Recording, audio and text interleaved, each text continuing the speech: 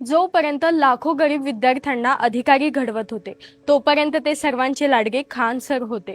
पण ज्या दिवशी इथल्या दलाल मीडियाला, टीआरपीच्या भुकेल्या मीडियाला त्यांनी आरसा दाखवायला सुरुवात केली तर तेव्हा सर्वांनी त्यांना फैजल खान म्हणून ओळखायला सुरुवात केली। ज्या माणसाने इथल्या गरीब विद्यार्थ्यांसाठी 250 रुपयांमध्ये शिक्षण आणि 21 रुपयांमध्ये हॉस्पिटल फॅसिलिटी स्टार्ट केली, त्या माणसाची आज ही लायकी काढली जात आहे। काही न्यूज चॅनलनी टीआरपी वाढवण्यासाठी या महान शिक्षकाला धर्माच्या चौकटीमध्ये अडकवून ठेवलं। शिक्षण देणाऱ्या गुरुचा धर्म शोधणाऱ्या या दलाल मीडियाला स्वतःचा नैतिक धर्म नाही का? कोचिंग सेंटरवर हल्ला झाला, स्वतःच्या सुरक्षेसाठी हवेमध्ये गोळीबार झाला, पण इथले मीडियाने सत्य समोर आणण्याऐवजी खान सरांनाच आरोपी घोषित केलं। कारण फक्त एकच आहे की खान सरांमध्ये फैजल खान हा अँगल दाखवून पूर्ण देशामध्ये द्वेष निर्माण करणं।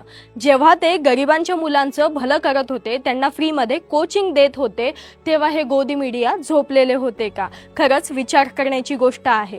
जय भीम, जय संविधान, जय भारत।